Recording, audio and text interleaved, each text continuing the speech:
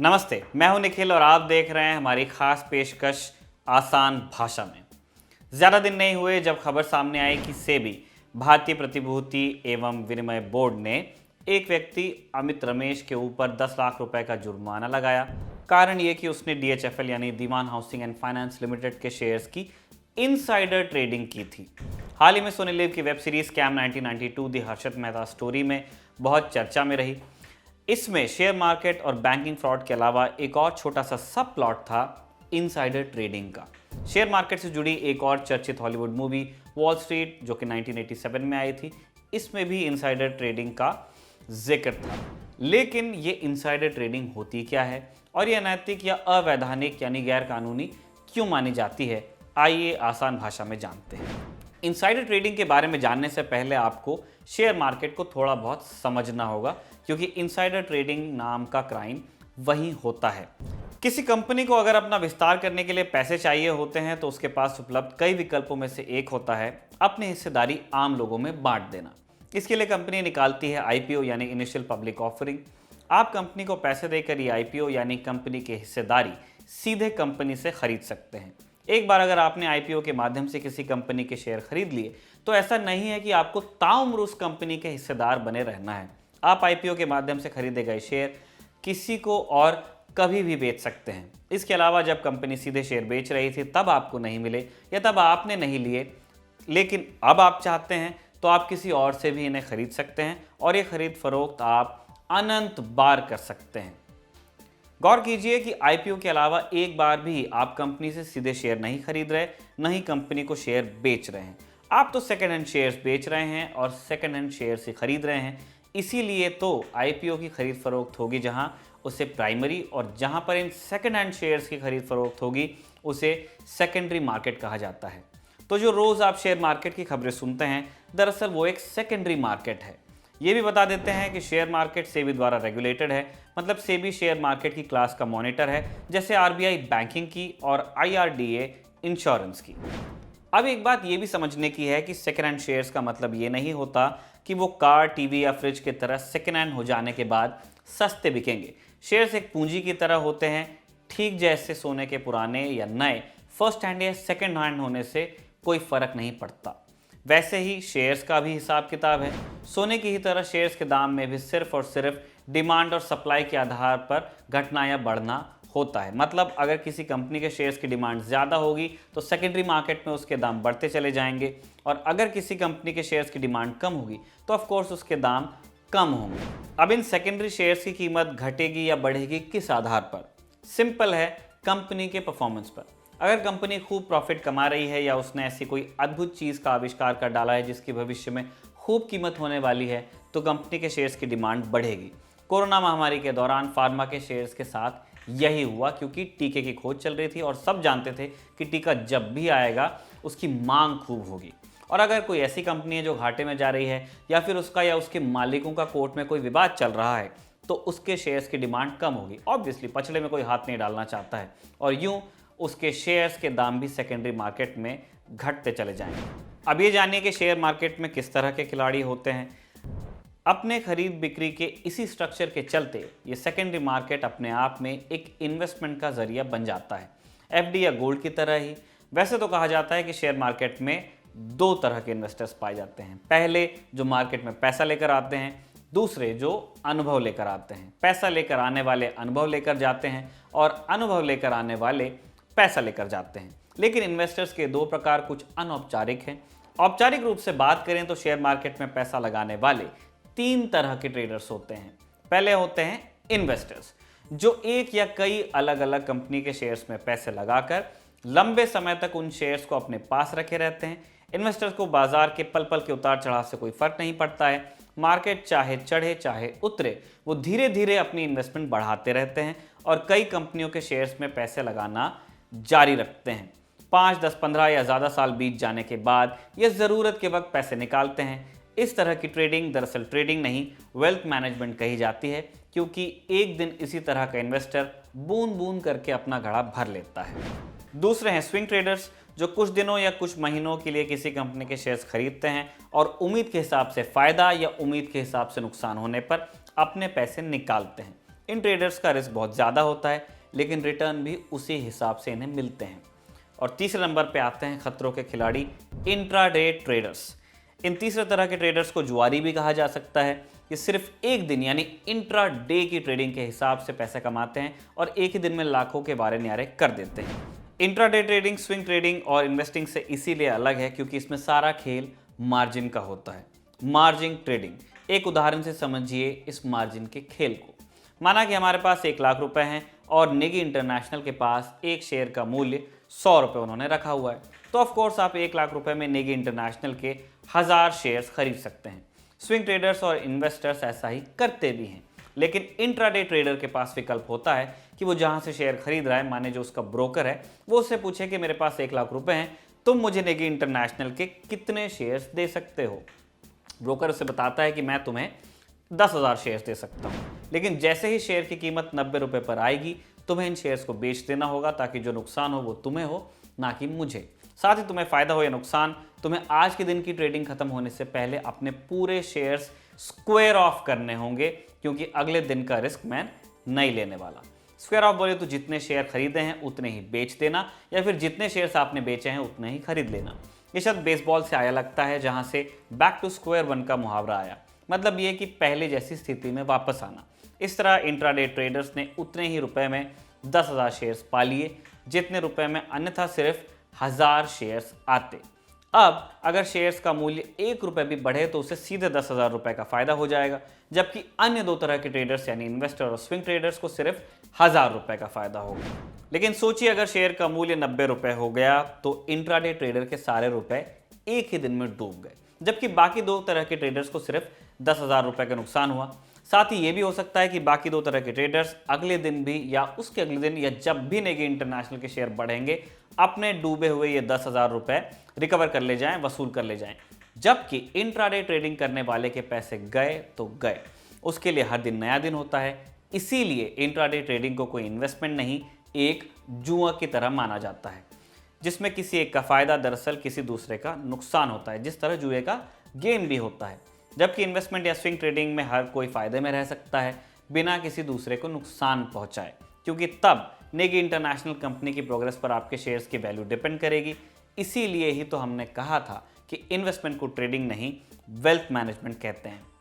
अच्छा, जब हमने आपको स्क्वायर ऑफ की परिभाषा बताई तो ये भी बताया कि स्क्वायर ऑफ का मतलब ये भी है कि जितने शेयर बेचे उतने ही खरीद लेना। ऐसा हमने इसीलिए कहा क्योंकि इंट्राडे ट्रेडिंग में आप तब भी शेयर्स बेच सकते हैं जब आपके पास शेयर्स ना हो, लेकिन दिन खत्म होने से पहले आपको ये बेचे हुए शेयर्स स्क्वायर ऑफ करने होते हैं। मतलब जितने आपने बेचे उतने आपको खरीदने पड़ेंगे। मतलब दिन शुरू होने से पहले भी आपके पास 0 शेयर थे, कोई शेयर नहीं था, 0 0, और दिन खत्म होने के बाद भी आपके पास बचा 0। बस आपने बेच पहले दिए और खरीदे बाद में। इसमें अगर शेयर के भाव गिरते हैं तो ट्रेडर को फायदा होता है और बढ़ते हैं तो नुकसान होता है। ऐसा क्यों, ये आप मन ही मन एक थॉट एक्सपेरिमेंट करके देख सकते हैं। बिना शेयर्स अंटी में हुए भी उनको बेच देने को शॉर्ट करना या शॉर्ट सेलिंग कहा जाता है। सामान्यतः वे शेयर्स को बेचने को शॉर्ट करना ही कहते हैं और शेयर्स खरीदने को लॉन्ग करना कहते हैं। अब ये समझिए कि ये 3 टाइप के ट्रेडर्स आपको कहाँ मिलेंगे। जब आप गाड़ी चलाते हैं तो आप ड्राइवर, और जब आप खाना बनाते हैं तो शेफ कहला सकते हैं, लेकिन आप सिर्फ ड्राइवर या शेफ नहीं हैं, बल्कि आप तो दोनों ही नहीं हैं। ऐसे ही एक ही व्यक्ति एक ही समय में इन्वेस्टर भी हो सकता है, स्विंग ट्रेडर भी हो सकता है और इंट्राडे ट्रेडर भी हो सकता है, या अलग अलग समय में तीनों तरह की ट्रेडिंग वो कर सकता है। लेकिन फिर भी हो सकता है कि वो कहीं जॉब करता हो या उसकी कोई दुकान हो या वो पढ़ता हो। मतलब ट्रेडिंग अपने आप में कोई प्रोफेशन नहीं है। अगर आप इन्वेस्टर्स हैं तो इंट्राडे ट्रेडिंग नहीं कर सकते या वाइस वर्सा, ऐसा नहीं होता है। कोई भी व्यक्ति किसी भी तरह से शेयर मार्केट में पैसे लगा सकता है। ऑफ कोर्स नागरिक शास्त्र में पढ़े गए एक्सेप्शंस, वह भारत का नागरिक हो, उसकी उम्र अमुक अमुक हो टाइप के यहाँ भी शर्तें लगती हैं। हमने अपनी परिभाषा में इनको इग्नोर किया। तो जब कोई भी व्यक्ति ट्रेडिंग कर सकता है तो आप भी कर सकते हैं, और वो भी कर सकता है जो नेगी इंटरनेशनल में जॉब करता हो या उसका प्रमोटर हो, उसके मालिक हो जैसे नेगी भाई हैं, और उसका ग्राहक हो। ऐसा करना बिल्कुल भी अनैतिक या अवैधानिक नहीं है। जो इलीगल है उसकी बात हम आपको आगे बताएंगे। अब आते हैं मुद्दे पर, इनसाइडर ट्रेडिंग। सोचिए, मनीष नाम का एक व्यक्ति है जो नेगी इंटरनेशनल में जॉब करता है, मैनेजर का पद है उसके पास। उसे पता है कि कंपनी कल दिन में 12 बजे अपने इस साल के रिजल्ट डिक्लेयर करेगी, और चूंकि मनीष कंपनी के फाइनेंस डिपार्टमेंट में मैनेजर है तो उसे पता है कि अब की बार उसकी कंपनी को दबा के फायदा हुआ है, साथ ही कंपनी का भविष्य भी उसको उज्जवल दिख रहा है। तो वो अगले दिन मार्केट खुलते ही इंट्राडे में खूब मार्जिन लगाकर करोड़ों रुपए के शेयर्स खरीद लेता है। जैसे ही 12 बजते हैं उसके खरीदे हुए शेयर्स उसे करोड़ों का फायदा दे जाते हैं। अगले कुछ दिनों बाद मनीष को पता चलता है कि नेगी इंटरनेशनल के हाथों से करोड़ों का विदेशी कॉन्ट्रैक्ट फिसल गया है। अभी ये न्यूज़ मार्केट में नहीं है, लेकिन कल 10-11 बजते बजते ये न्यूज़ फाइनेंशियल हलकों में उठना और फैलना शुरू हो जाएगी। इसके चलते मनीष खुदरा खरीदारों के लिए मार्केट खुलते ही यानी 9:15 बजे खूब सारे शेयर्स शॉर्ट कर लेता है, और जैसे जैसे विदेशी कॉन्ट्रैक्ट कैंसिल हो जाने की खबर बाहर आना शुरू होती है, नेगी इंटरनेशनल के शेयर्स औंधे मुंह गिरना शुरू हो जाते हैं। दिन खत्म होते होते मनीष अपने बेचे हुए शेयर्स को स्क्वायर ऑफ करके अब की बार भी खूब सारा फायदा कमा लेता है। मतलब जब शेयर्स की कीमत बढ़ने वाली थी तभी भी उसने छापा, और जब अब घट रही थी तब भी छापा।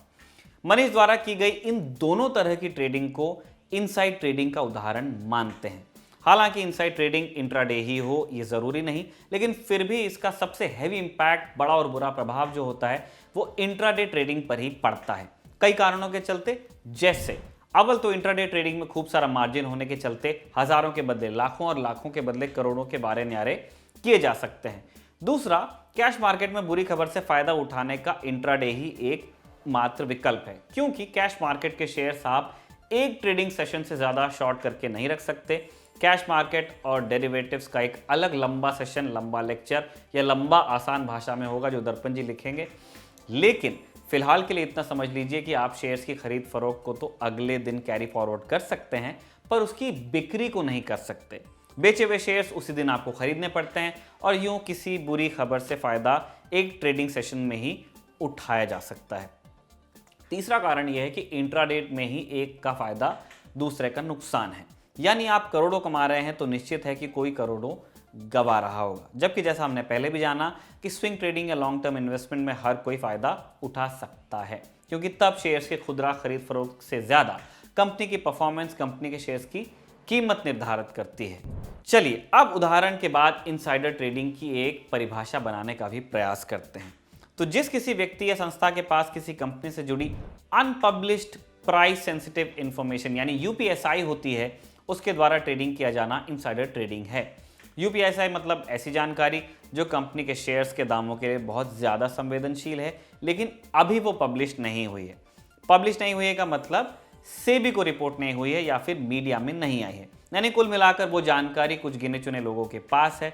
बाकी लोग इस कंपनी के शेयर्स में ट्रेडिंग करें तो कोई दिक्कत नहीं, लेकिन वो गिने चुने लोग यदि यूपीएसआई को सार्वजनिक होने से पहले ऐसा करते हैं यानी ट्रेडिंग करते हैं शेयर्स की, तो उन्हें इनसाइड ट्रेडर और उनकी ट्रेडिंग को इनसाइडर ट्रेडिंग कहा जाएगा।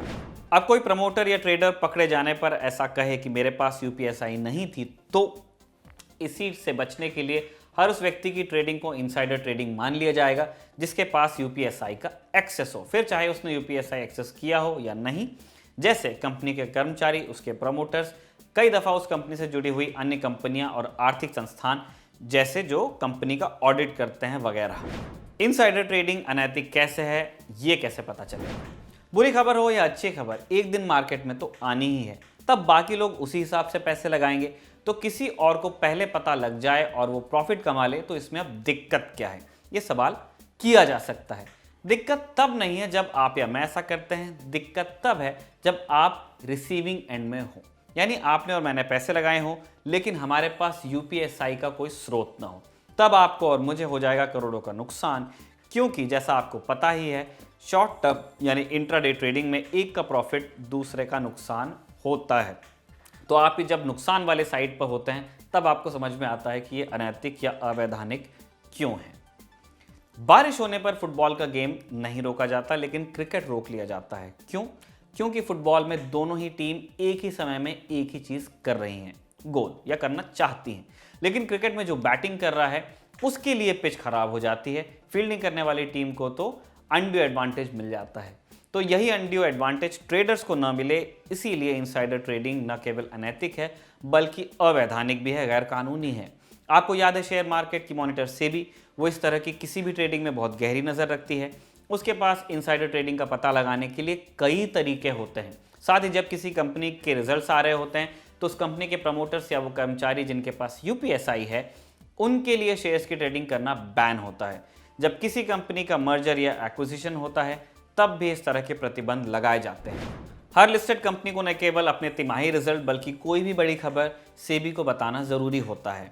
कंपनी से जुड़ी इस तरह की आर्थिक पारदर्शिता से ये सुनिश्चित करती है कि या तो किसी कंपनी से जुड़ी कोई संवेदनशील जानकारी किसी के पास न हो, लेवल प्लेइंग फील्ड, या फिर वो सबके पास हो, एक बार फिर से लेवल प्लेइंग फील्ड। और अगर ये संभव नहीं है कि यूपीएसआई सबके पास रहे तो ये सुनिश्चित किया जाता है कि जिन गिनती के लोगों के पास वो संवेदनशील जानकारी है वो और उनसे जुड़े हुए लोग शेयर्स की खरीद फरोख्त न कर पाएं, कम से कम तब तक जब तक कि वो जानकारी पब्लिक नहीं हो जाती है। सेबी शेयर मार्केट से जुड़े हर छोटे बड़े ट्रांजैक्शन पर नजर रखती है।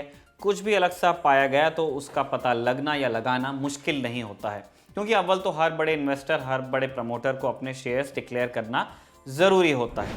दूसरा, कंप्यूटर के डेटाबेस से लेकर पूर्व अनुभवों से लेकर कई ऐसी चीजें हैं जिनसे गलत काम करने वालों को ट्रैक करना उतना मुश्किल नहीं रह जाता है। फिर चाहे वो गलत काम करने वाले हर्षद मेहता हों या केतन पारेख जैसा शातिर दिमाग रखने वाले लोग। अमित रमेश, जिनकी बात हमने शुरू में की, उसकी ट्रेडिंग इनसाइडर ट्रेडिंग के दायरे में इसीलिए आई थी क्योंकि उसके पास डीएचएफएल के शेयर्स थे। अपने ये सारे शेयर्स उसने 29 जनवरी 2019 को बेच डाले।